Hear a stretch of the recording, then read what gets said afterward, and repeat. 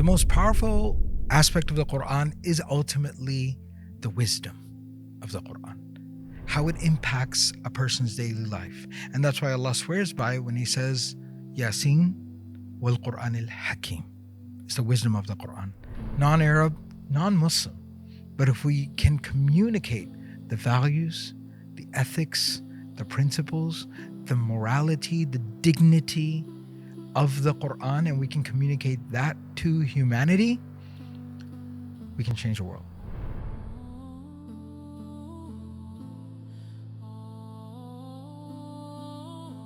If you want to invest your money but not sure what's halal and what's not, the Halal Money app makes it super easy. It's home to Australia's only Sharia-compliant ETFs, professionally managed, interest-free, and aligned with your values. Their Compass tool even helps you find the right investment path based on your goals. It's simple, smart, and halal investing, all from your phone. Download it now. Let's get back to the podcast. Assalamu alaikum. Today we're joined with Shaykh AbdulNasir Jangda. He is the founder and president of Qalam Institute and a faculty member at Qalam Seminary and Academy. Born and raised in Dallas, he memorized the Qur'an in Karachi and later studied Islamic Studies at Jamia Binoria, specializing in Fiqh and Tafsir. He also holds a master's in Islamic Studies from the University of Sindh. Shaykh AbdulNasir, mashallah, it's an absolute pleasure to have you on the podcast. How are you? Wa alaikum salam wa rahmatullahi wa barakatuh. Alhamdulillah, doing good. All the way from Dallas, all the way here. Is this the first time in Sydney, Australia? First time in Australia. Mashallah, how are you finding it? It's good. It's a really beautiful country. A lot of fun, cool stuff to do.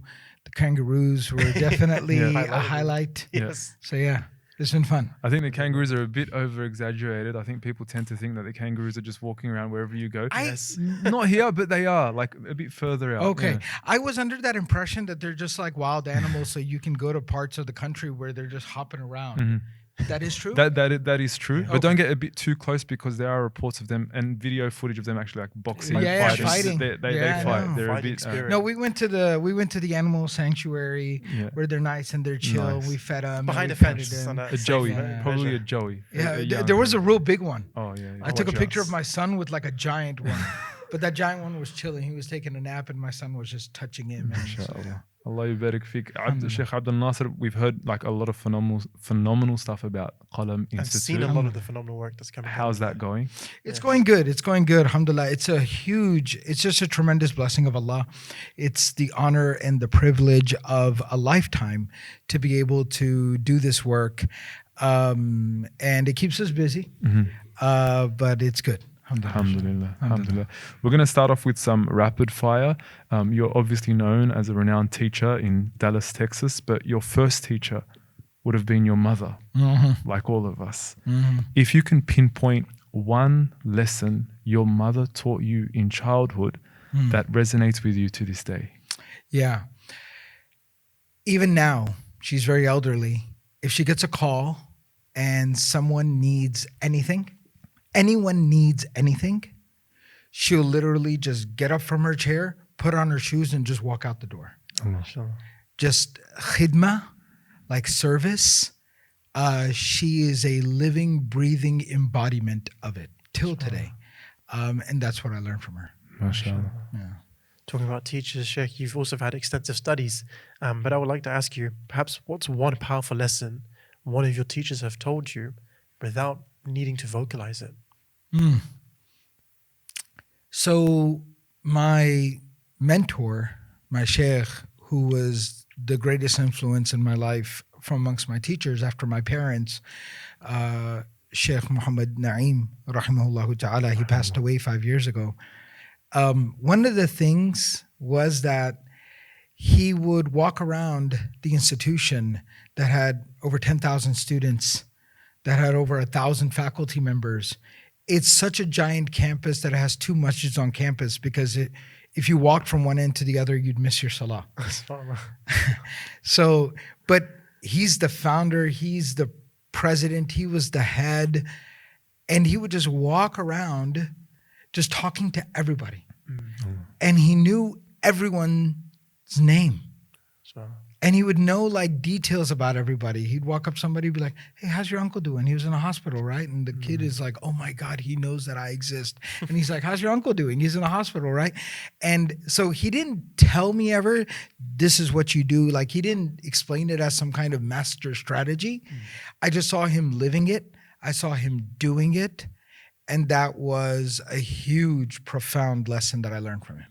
SubhanAllah. You learn khidmah from your mother and just treating people as though like they're everything to you. SubhanAllah. These are like prophetic sunnahs They are. Absolutely. of the Prophet sallallahu alaihi wasallam. Sallallahu Moving on to the Qur'an.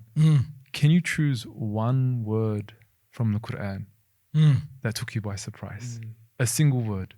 Yeah. So this is going to be a little bit of a really nerdy answer. Yeah. In Surah An-Najm, which is a amazing, mind-blowing surah. I really encourage everyone, read the Arabic or listen to the recitation of it in Arabic and then read the translation of it. It's just mind-blowing. And in the surah, it says, "Tilka idhan qismatun dhiza."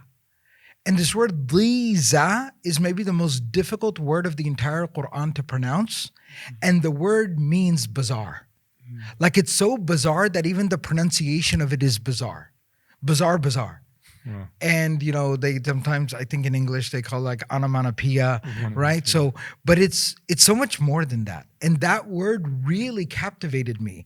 I prefaced by saying it's going to be a nerdy answer, but it just captivated me. It fascinated me that the Qur'an is such a marvel and a miracle that the most difficult, bizarre word of the Qur'an in terms of pronunciation means bizarre. Wow. So that's it. SubhanAllah, that's beautiful. On the topic of the Quran, Shaykh, and thank you for that answer. A moment in your life that made you witness, one could say, the miracle of the Quran. Oh man, It's a big question. no, I have the answer, but it's just it's a heavy answer. So, when I went to go memorize the Quran overseas, that's a whole fascinating story in and of itself. Well, maybe I'll go ahead and start there. I was 7 years old, and I was born and raised in Dallas, Texas. My father was one of the founders of the community there. And the very first masjid, musalla, prayer space that was established for us, it was first initial little apartment, and then they had rented a little house off of the university campus. And they rented this little house, and it was Ramadan, and there was a graduate student, and they asked that graduate student who was a Hafidh, he was from Jordan, I think, and they asked him, "Can you please lead us in Taraweeh prayers?" He's like, "I'm Hafidh, I've never led Taraweeh." They're like, please, brother, we don't got any other options. And he finally agreed. And I'm 7 years old, and my father took me for Taraweeh the first night. And we go there, and this is the first time I'm experiencing Taraweeh. I grew up in Dallas, Texas. We didn't have a masjid. So my exposure to Islam, I hadn't been to the Muslim world yet, was very minimal. At night after Taraweeh's over, we're driving home, and my father asks me how to go, what'd you think of that? And I was like, "Oh, it's pretty cool." I was like, "I got a question." He said, "Yeah." I said, "What was he reading from?" And my father, if you haven't picked up yet, I had never seen a Hafidh before. Oh, wow. So in Dallas, Texas, it's the Wild Wild West. We don't got Islam there. We were one of the first Muslim families there. And so my father's like, "Oh, what, huh?"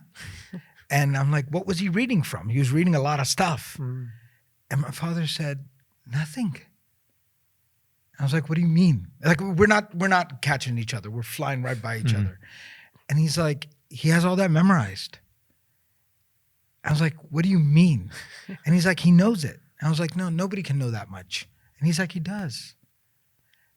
Beta, he does know that much." And I'm like, no. He's like, "Yes, no, yes, no, yes." I'm like, "Okay, whatever." I didn't believe him. So the next day, the place where the imam was leading the Taraweeh would have been like the dining area of the house. And there was these big windows. So I snuck around the house, around the back, And while he was leading, I came up and I looked. And I saw him, and he was kind of like any Hafidh will tell you, they can kind of see the page in their head. And he was kind of squinting and he was reading. And his hands were folded. And I looked, and he was reading from memory. No. And I still remember that moment. I can still see myself, feel myself there. And my mind was blown. And I remember driving home that night with my dad. I told him, I said, that is the coolest thing I've ever seen in my entire life. Wow. It's like a superpower. Yeah. I'd never seen anything like it. And I told him, I want to be able to do that one day. And that kind of started my journey. Allah. Yeah. That's so beautiful. That's Very beautiful. when you realize the importance and the gravity Muslims give to this book, Yeah. preserving it to their heart, preserving it to their memory. We'll go with one last rapid fire. One verse in the Qur'an that is misunderstood and misapplied by Muslims on the regular. Oh, wow.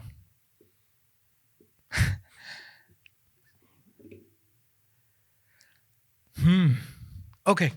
I'll give you a little bit of an easier. Lakum dinukum waliya din in Surah Al-Kafirun. Because a lot of times, and Imam Fakhruddin Ar-Razi rahimahullah ta'ala, he actually comments on this as well.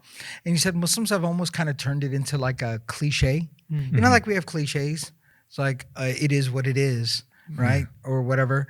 Muslims have kind of turned lakum dinukum waliya din into a cliche. Anytime, agree to disagree. Yeah. We use it as agree to disagree. And he says that's not what it means at all.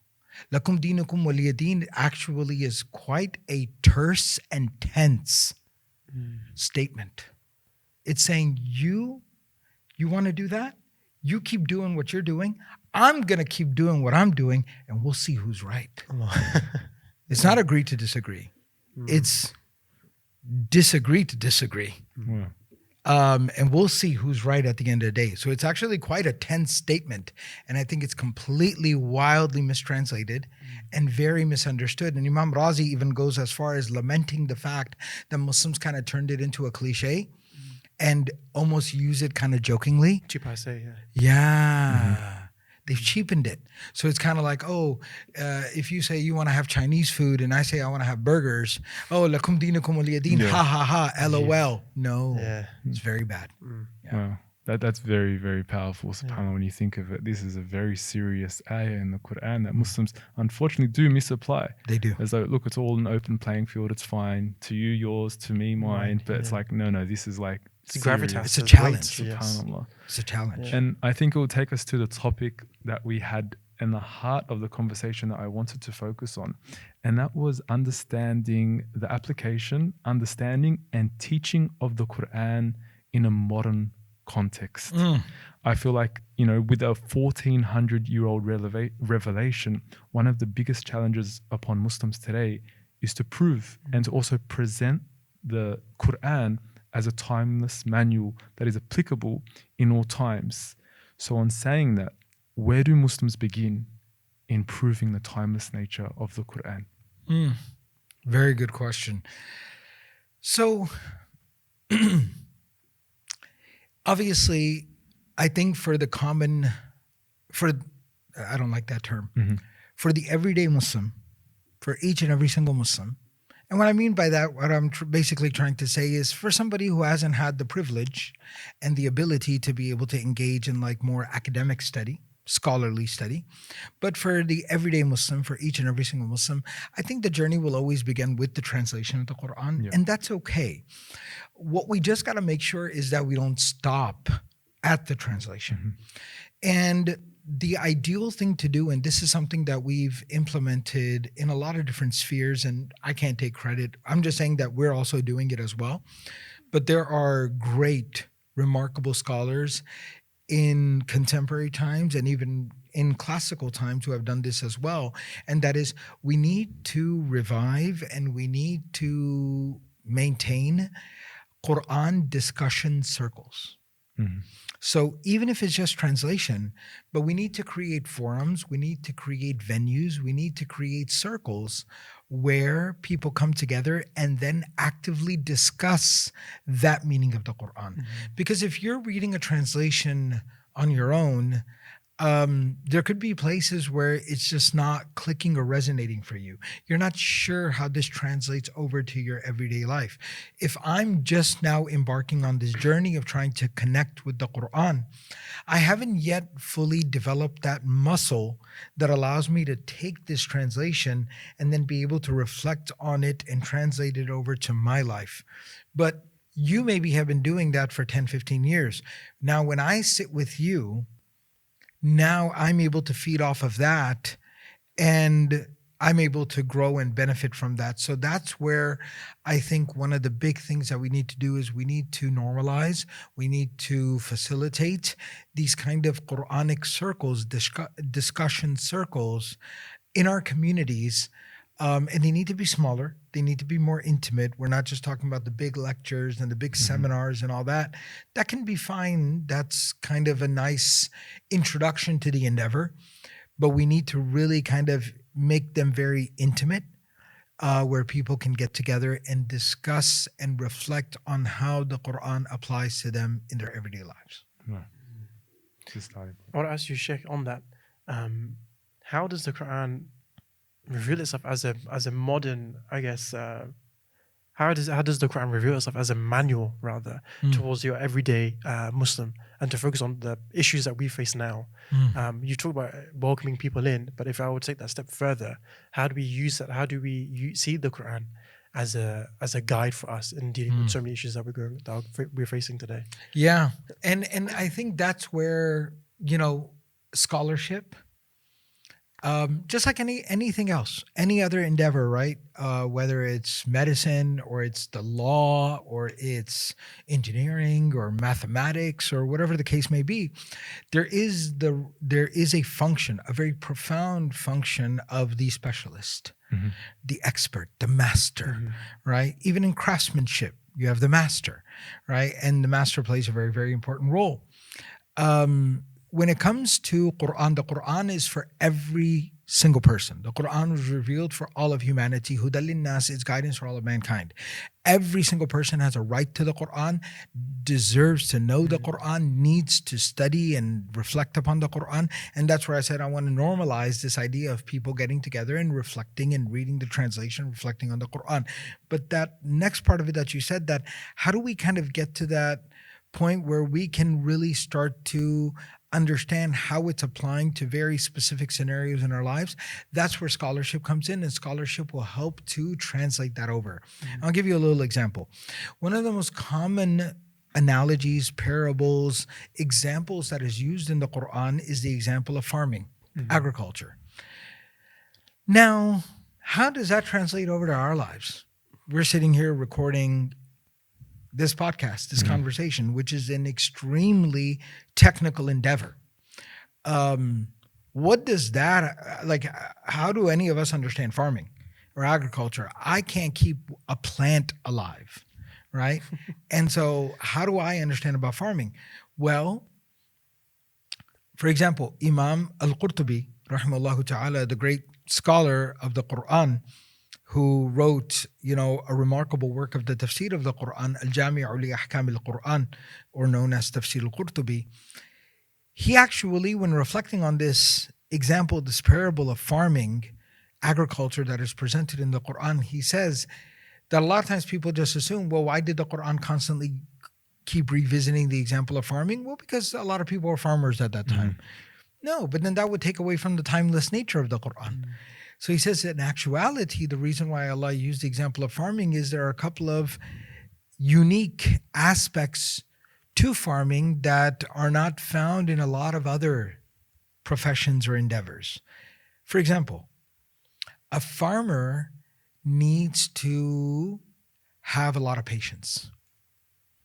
Because, if you need to pay some bills urgently, you can kind of sell early if you're selling some merchandise. It wasn't ideal. You didn't hold it long enough to make as much money as you could, but you can sell out of it. You can pull your money out. A farmer can't do that. The crop will come when it comes. The harvest will come when it comes. And he can't expedite this. So you gotta have a lot of patience. Number two is that a farmer has to have a lot of faith and trust. When a farmer goes to sleep at night, like if I'm in the diamond business, when I go to sleep at night, I put my diamonds in the safe. Then I lock that room. Then I lock the shop. Then I pull the shutter down. Then I put the padlocks on outside. Then I activate the digital alarm. Then my security guard shows up to stand patrol at night outside. Look at all those layers of security to protect my asset. The farmer goes to sleep and his asset is outside. Oh, yeah. Vulnerable. Totally vulnerable. Wow. Some, sheep could wander in there and ravage it, destroy it. A tornado could come. Some car could veer off the road and drive through there and destroy all of it. Anything could happen. He has to put his faith and trust in something, ideally Allah. So farming, the reason why Allah uses it, so he then translates it. And he says, so every single time you read the example of farming, think about being patient and having faith, trust, tawakkul. Sabr and tawakkul, sabr and tawakkul. So now every time you read the Qur'an and you read the example of farming, translate sabr and tawakkul. And that's how it'll translate over to your life. We had a documentary with some Aussie Muslim farmers Wow. back in North Queensland. And we asked him, how does Islam, in Mariba, we asked him, how does Islam shape your role as a farmer? And he said the exact same thing, sabr, tawakkul. Like it teaches them to just have that utmost reliance upon Allah subhanahu wa ta'ala. Beautiful. And then I even found myself like resorting back to that farmer and everything he taught me in my own line of work and everything else that we do, because it's like a timeless theme, a timeless lesson.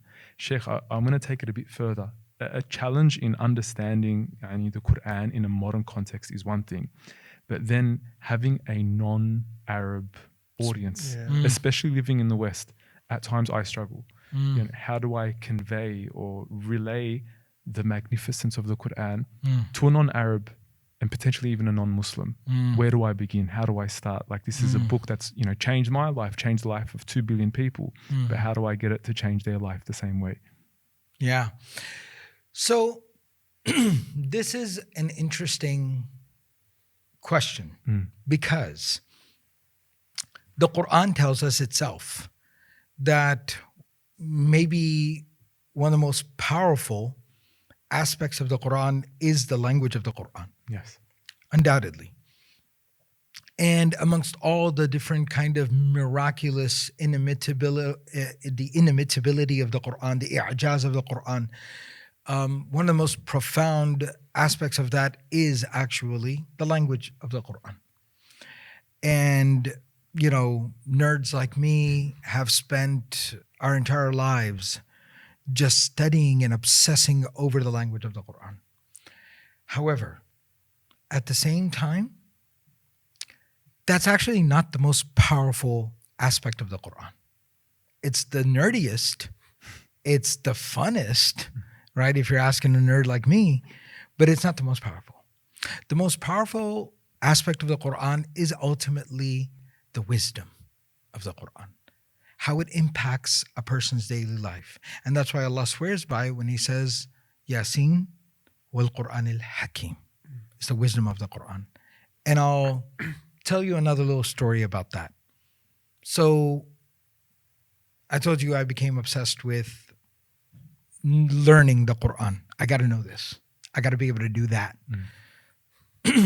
I learned and got as much as I could, in this startup little community that we had there. It wasn't much. 3 years later, the man who would become my teacher, my sheikh, my mentor, he visited us at my uncle's behest and invitation, more like begging. He visited us all the way from Pakistan. And he spent the last 10 nights of Ramadan with us. Very gracious, very kind of him. And he told us, he said, I run a whole institution there. And I said, I'm going. So anyways, I made my way there. My relatives, my family, my grandmother lived in the same city. So I went to go visit her on the day off one time. And after Fajr, I went to go pray Fajr in the masjid, and I came back and she was reading what I assumed she was reading Qur'an.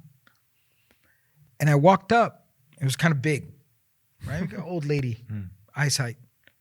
And I looked in there and I said, what are you doing? And she said, I'm reading Qur'an. I said, no, you're not. She said, I am. I said, you're not. She's like, I am. And I said, no, you're not. That's not Qur'an. Because it wasn't in Arabic. It was a transliteration of the Qur'an in the Gujarati script. And like ALHAMDULI, like that.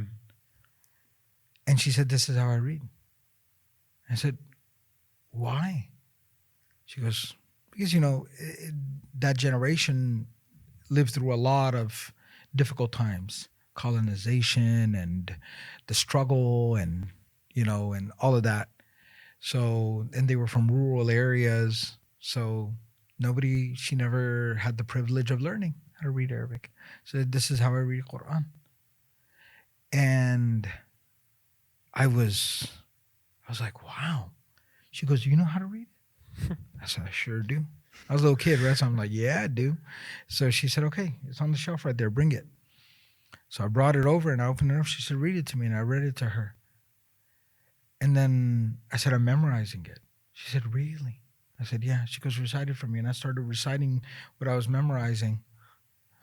And she started to weep. Wow.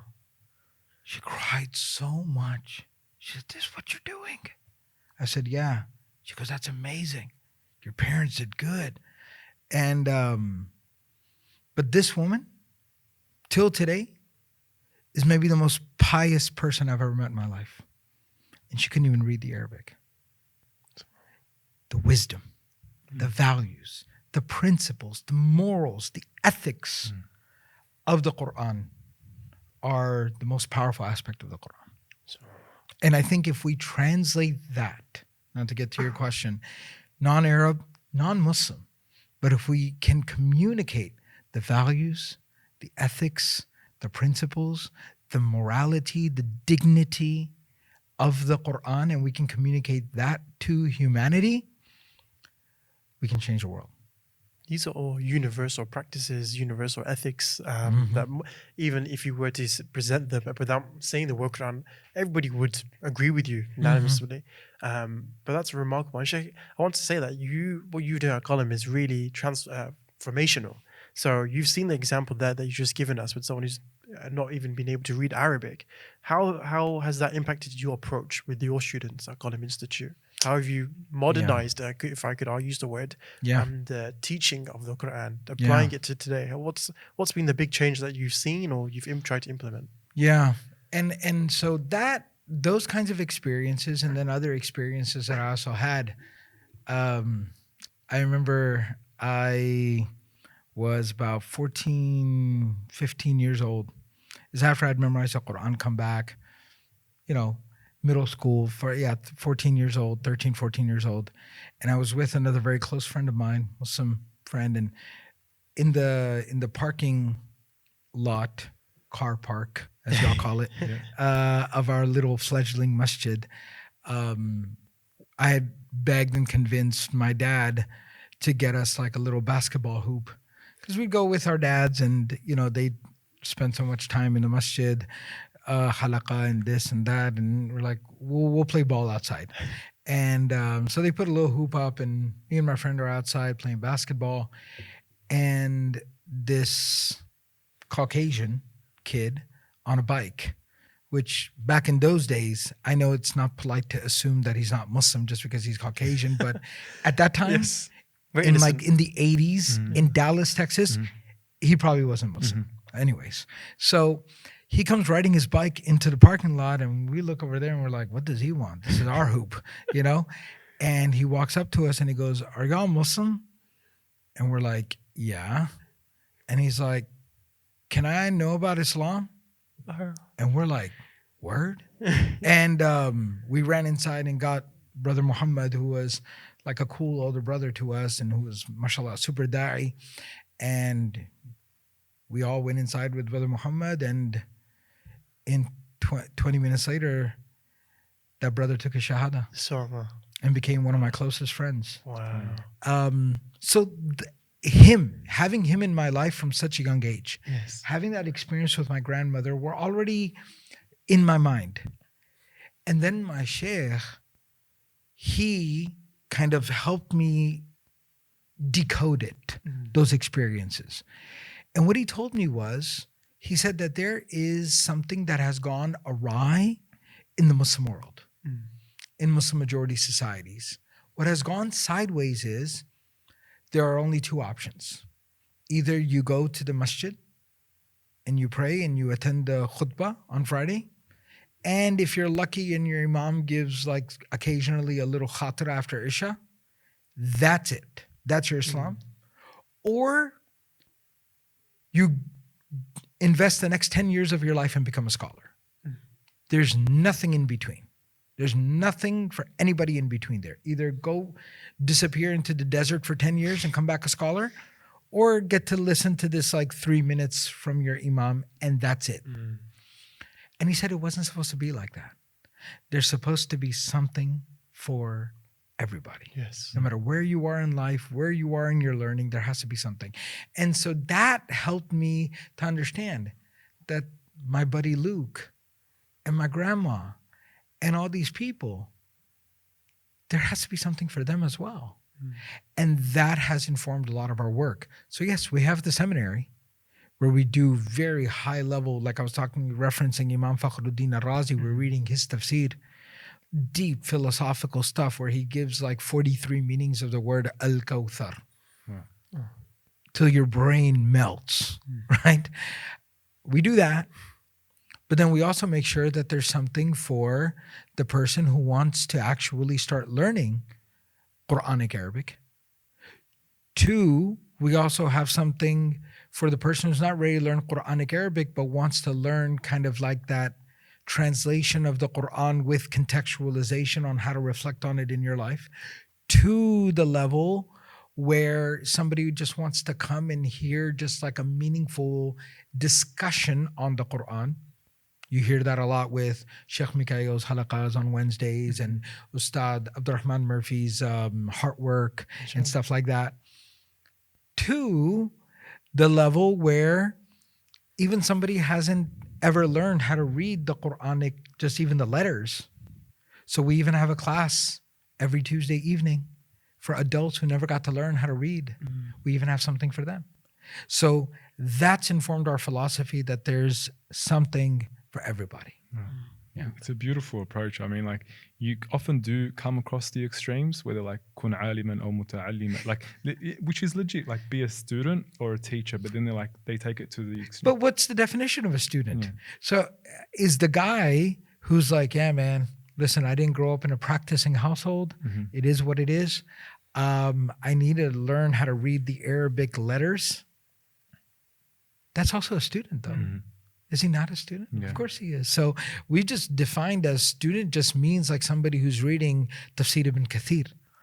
But there's a whole range, a broad definition of what it means to be a student. And like society, I think the ummah will not function if every single individual was a scholar. We need the engineers, we need the doctors, we need the lawyers. We'd have no bridges, you know? And I have to say, and I've seen some of the pictures, mashallah, I think it wasn't too long ago, but you had your graduation ceremony at Qalam with notables like Shaykh Yahya, Imam Zaid. And I think that the fact that the work is celebrated at the end, whether people agree with me or not, I think it's a very beautiful thing to do, to celebrate the achievement. And I think some of them were, I think it was a 10-year course, but some of them were just first year, second year Arabic students. Right. And I think that's really important. Maybe if I could ask you very quickly, what was the importance of just celebrating a first year? I just thought a first year Arabic student, and mashallah, it was such a beautiful ceremony that I saw online. What's the importance of giving people their flowers, even if it's just a first year student? I'll tell you a little story. You caught me on the right day. It's story time. I'll tell you a little story. We have a more advanced student. He's, in his 5th, 6th year of study with us. Really brilliant guy, mashallah. And so very academically inclined. He had a friend from his city. This was a brother who had a Muslim father and his mother was not Muslim. And his parents ended up separating when he was very young. And he initially grew up with his mother. not knowing that he was Muslim. Kind of like not knowing anything about Islam. He has a very Muslim name. I don't want to disclose his, privacy, but he has very, very Muslim name. Like, Abd, one of the names of Allah, Hakada, right? Very Muslim name, but didn't grow up with Islam because he was being raised by his non-Muslim mother. And then when he got older, got to college, he got into the university that was where his father lived. And so he came over there, or I think in high school, he came to start living with his father. And that's where he started getting back in touch with his Islamic identity. And he ended up meeting this student of ours who was his buddy at the masjid, and got to know him, and they play ball and they hang out together and all that kind of stuff. And he started getting more and more closer to Deen. He also turns out to be very brilliant. He's got a gap year between college and med school. And his buddies he says that, I really want to learn more about my deen, my religion. I feel like I need to learn Arabic and learn the language of the Qur'an, right? So he says, okay. So he tells him, why don't you apply at the place where I study, at Qalam, at the seminary?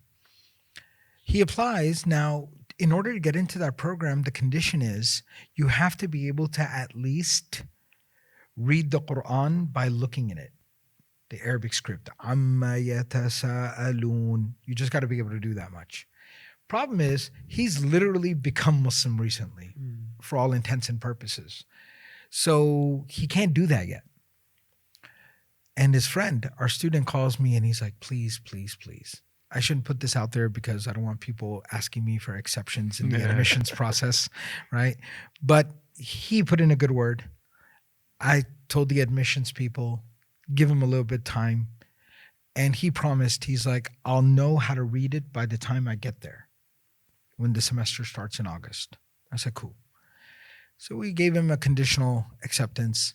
He kept his promise. Smart guy, hardworking guy. He learned how to read the letters by the time he showed up in August. 3 months later, I walk into the back of the classroom. This is a year one classroom, like you're talking about. I walk into the back of the classroom and just kind of sit down in the back. I do that sometimes just to kind of listen in on class, and also when I'm trying to hide sometimes on campus because everybody wants something. So I hide in the back of the classroom. And this was not planned. The teacher puts up a verse of the Qur'an on the screen that has not been worked on in class. And just looking around the room, and just happens to call on that student. Now, I know where he was on the first day of school, where he didn't know anything of the Qur'an or of Arabic. Calls on him and he says, read the verse. And he reads the verse. And then he says, translate the verse. And he translates the verse. And then he starts asking him grammatical questions about the verse, and he starts answering all the grammatical questions of the verse. And I witnessed all of that 3 months later. That's why we celebrate it. How can you not celebrate that? That's amazing. The quick transformation. That passion, that learning, that drive is definitely commendable. Cultivating. It's beautiful. Yeah. And think about, right, like all the intelligence that, this is the natural gift that Allah has granted the human being. This was part of what made Adam alayhi salam so remarkable, that even the angels were like, wow, he's really cool, right? That's really awesome. But think about it, how people applied that intelligence to all random kinds of things, and sometimes very terrible and bad things. We got people making bombs and figuring out new ways to just, destroy humanity, So think about what a terrible use of that intellect, but when somebody applies that intellect to something so beautiful. I want to jump in, Sheikh. I want to grab you on that thought when we talk about threat. The rise of AI. SubhanAllah. Do you see AI as a way of destroying or cultivating people's interaction with the Quran?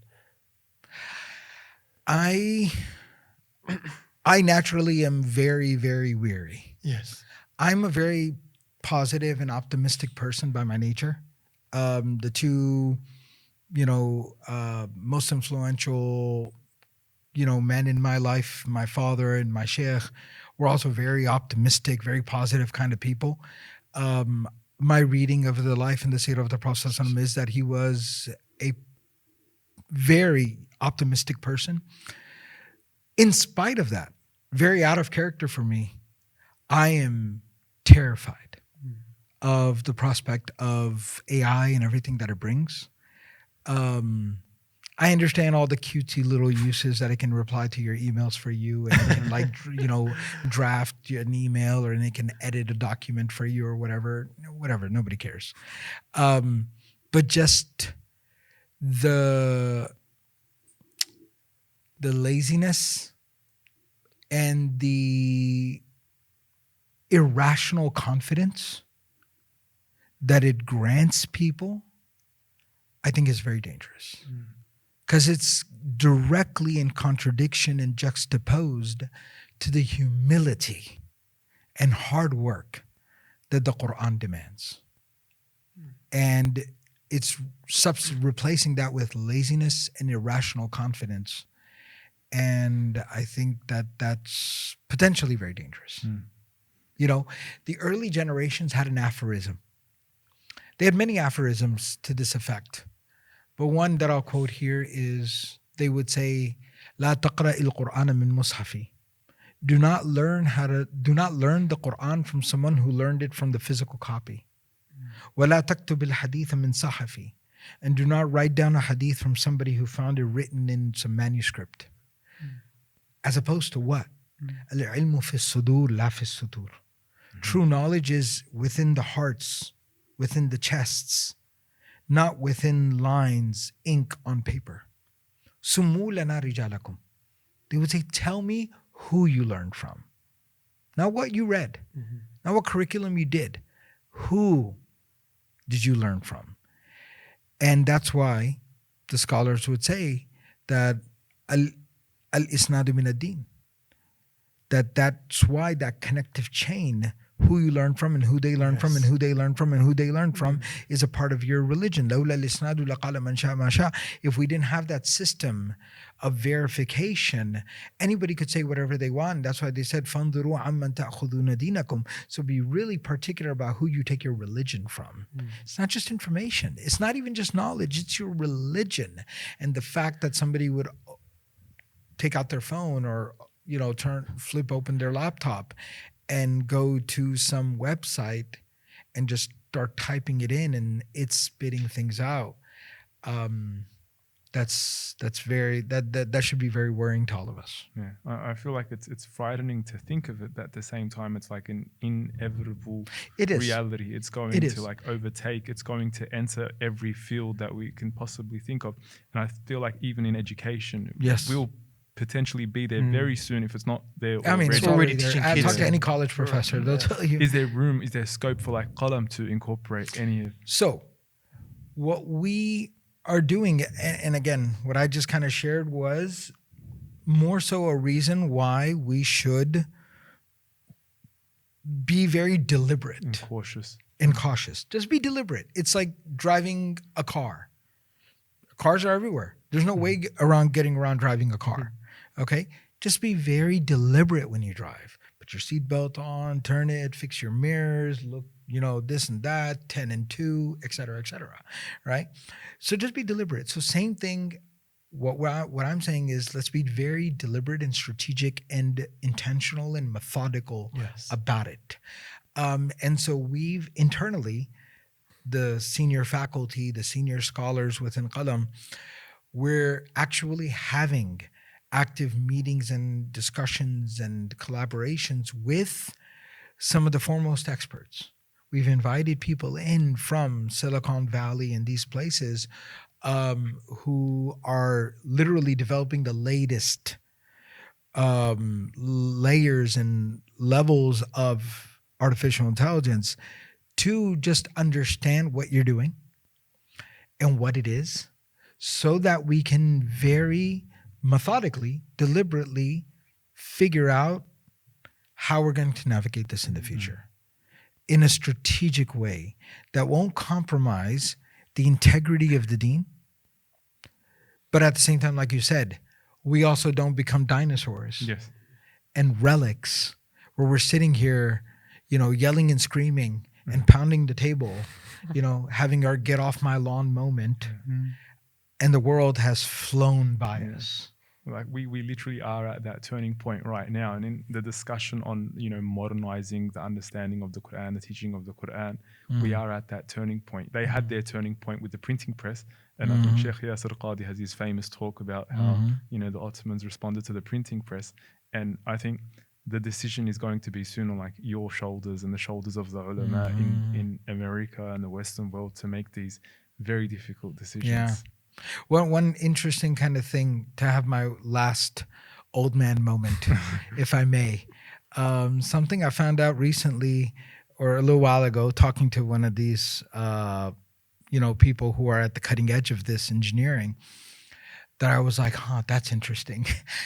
They talked about how like sometimes how when the AI will give you, like, it'll just start pulling a bunch of stuff, and some of that will get kind of jumbled, and it'll spit you out kind of like a nonsensical answer. Hallucination. They call it hallucination. I was like, that's insane. How is that not a cue to somebody that you should, again, like you said, I'm not going to deny that that's very salient what you said. It's here. It's not even coming. It's here. So we got to deal with reality. We have to live in the world that we got to deal with the world that we live in. But I'm just saying, when I say let's be a little bit careful, because this thing can actually hallucinate. So you got to be a little bit careful about how you handle it. Shaykh AbdulNasir, it's been an absolute pleasure to have you on. It's been my pleasure. Alhamdulillah. We really appreciate y'all's work. Really admire all the work that y'all do, mashallah. It's got a level of ihsan. The Prophet ﷺ said, "Ahsinu fi kulli shay." Whatever you do it well. And I really appreciate how y'all do what y'all do. And I feel like y'all do it really, really well. So may Allah subhanahu wa ta'ala bless your efforts, accept your efforts. And we really appreciate it. Maybe we'll take you out on a closing last question. Sure. If you could end us off on one verse from the Quran that speaks to the modern world.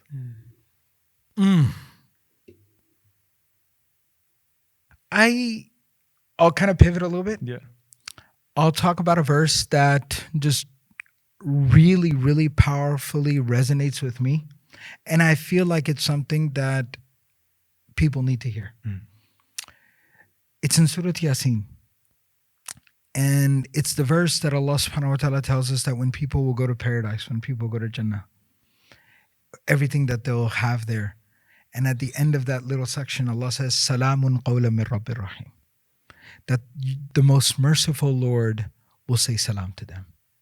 And I feel like that's just something very beautiful, very powerful. I find a lot of comfort, a lot of tranquility, a lot of serenity, stillness, calmness in that verse. And I feel like the world really needs that today, that tranquility that the Qur'an provides in general, but that verse also delivers, because we live in a very troubled, chaotic world. We see devastation and death being inflicted upon our brothers and sisters. And so a little message and a reminder of tranquility and serenity and peace that we'll find with Allah subhanahu wa ta'ala in the hereafter, in paradise and Jannah, I feel is some very desperately needed food for the soul. Allah. Literally the most timeless theme anyone could want in their lives. Peace and tranquility. Yeah. Well, it's been an absolute pleasure. Thank you so much for leaving us on such a beautiful, poignant note. Shaykh AbdulNasir, it's been an absolute pleasure. And inshallah, we shall see you soon. To everyone at home, we hope you enjoyed the conversation. Let us know in the comments anything that you particularly enjoyed. And we hope to see you on the next episode. Assalamu alaikum.